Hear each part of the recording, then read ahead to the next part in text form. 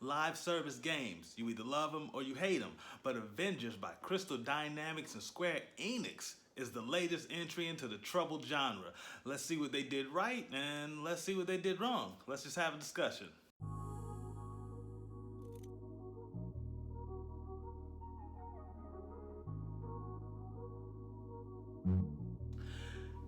How's everybody doing now? Avengers has been talked about to death. There's no doubt about that. And what's one more video about it? But it's not necessarily just about the Avengers. It's about the games as a service in general, because they've been happening since Destiny 1. Bungie really took off with that and took off very rocky. They were the first to say, hey, we're going to make a MMO RPG light hybrid that's neither one of them and all of them.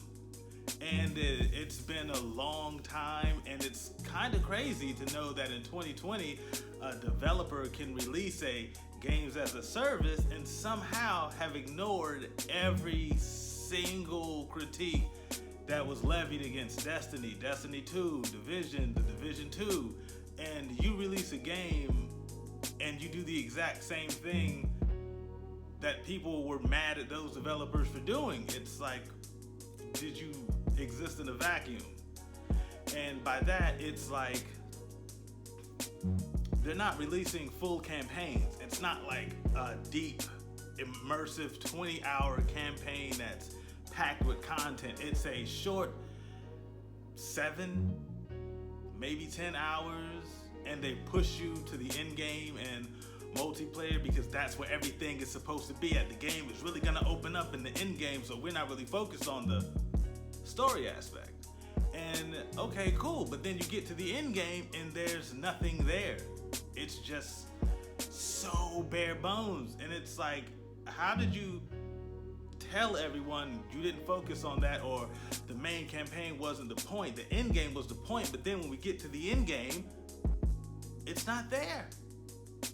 And then you lay out a roadmap telling us, oh, in 30 days, 90 days, this is the content that we're gonna add to the game that you paid $60 for, maybe even $90 because you're an overachiever and really like collector's editions for digital booklets. I don't know, do you? And you get it and it's not a full game. They've laid out 3, 4, 5 months of additions that they're gonna add to the game later that you're probably gonna have to pay for, unless you bought a season pass that was on top of everything you just paid for, or unless you buy the expansion. And then those come out and they're light on content also, and they keep telling you what they're gonna add and how they're gonna fix it. And playing Avengers, you jump in and you're stuck on the campaign because it's good. I'm not here to bash the game. It has its faults. It's pretty buggy. There's to have delayed it like they did and to still put it out and still have bugs like it does, it's crazy. It's crazy to have the bugs like that. But I'm not here to diss the game. I like the game. I have Iron Man, Thor, Captain America level 50. Gonna start working on another one. So with all of its faults, it still has good qualities about it, but it still has the same ones. And what that is the loot. So you've somehow listened and heard everything people said about the ones that came before you, and even Anthem, that was a total train wreck, and you release the game and you have a loot problem. How's that a thing? I don't know. How do you have a loot problem when the entire basis of your game is to get the loot? And there's a loot problem on top of the gear not changing your appearance, so you're just grinding for stat numbers. And that's cool in some cases, but I would like the chest piece, the arm piece, the helmet that I get to actually change how my character looks. And granted, they probably couldn't do it because it's Marvel's characters, and Captain America and Iron Man and all of them have their iconic looks, and so they opted to go with outfits that you could earn in game or the outfits that you could buy in the marketplace. I get it, but it still feels like a cop-out in a way. And oh my God, once you get to the end game and you start running the hives and you start running the vaults, and mind you, why are all of the vaults the same? No matter where you go on the map, to this region, that region, this region, all of the vaults are the same. Why they didn't take the time, why it feels like they just copy and pasted the same level in different locations is weird to me.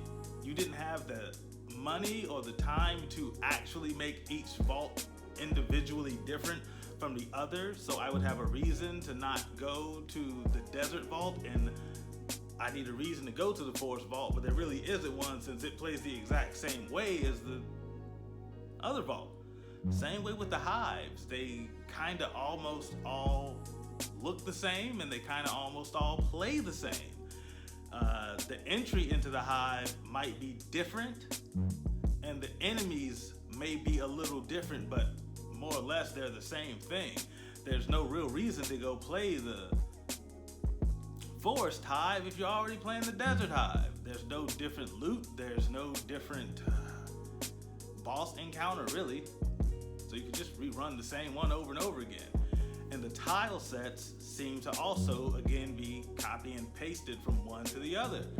They could have stood to take the extra time to say, hey, we're going to develop different assets for each one of these to make them seem unique, and we're going to implement specific loot drops and boss encounters in each one of these to give you an incentive to go play the desert, the forest, the snow one. But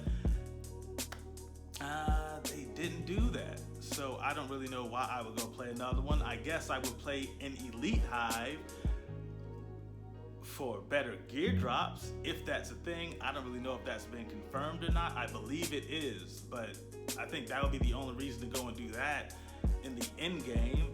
And the secret labs that's about to come out whenever this update is, seems to be the hive with extra steps, just a longer one. But I hope when it does drop and we start playing it and getting into it, I hope it is. I hope it does have a lot of diversity in it to make me go, oh wow, this right here is where the replayability is at. This right here is where the good in-game gear is at. That's just me hoping. But it seems like no matter how much information is out there, these developers and these publishers say we want to make a live service game more so we can get that initial $60 to $90 out of people, and then we can milk them for more money as a year, 2 years go by, and we just keep adding content on a drip and having you pay for it.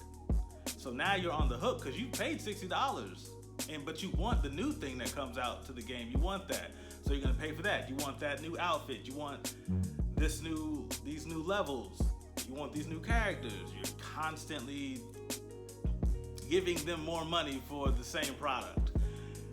When they could have just made a full game, dropped it at 60, boom, full product, and they don't do it. It's to the point where when they say this is a $60 game and it's complete and it's not a live service, that you get applauded for doing the basic thing that you should do in the first place. But now it's like, oh wow, it's not a live service. That's so great. It's a full product that I'm gonna pay for, and it's a ridiculous way to exist right now, being happy for doing what you were supposed to do to begin with. And I just hope that developers stop with the live service model, and like Ghost of Tsushima, phenomenal single player campaign, just great from start to finish. The story was good, the character development was great, and then later on they said, we're gonna hit you guys with a multiplayer portion completely separate. They didn't even announce it. It was a surprise, like, oh wow, this game was already absolutely great, and now you're coming with a free multiplayer update to get people back into it. That's great. That's how you should go about doing it. It would have been horrible if they said Ghost of Tsushima is a live service game or games as a service, and we're just gonna kind of piecemeal it out to you, and nobody would have liked the game. It would have did terribly. And then for companies like EA to go, nobody really likes single player games, that's why we don't make them. But then they release a single player game and it does phenomenally. Everybody loves it. And it's like you're telling people you don't want to do it because nobody likes them, but everybody's telling you they like them. So it's a weird way to exist, trying to tell people one thing while they're telling you something different, and then you're ignoring the people who bought the single player game and made it game of the month for several months in a row. None of your multiplayer games have ever done that. But you turn around and say no one likes single player games. It's a weird way to exist. It's just for them to keep saying we want to do games as a service to keep you on the hook.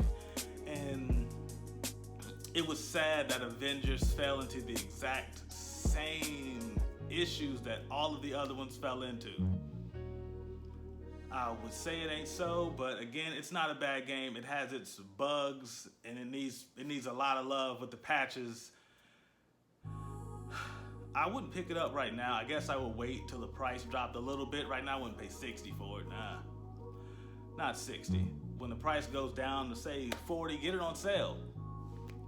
But until they patch it and get it in a better state, right now I wouldn't go for it.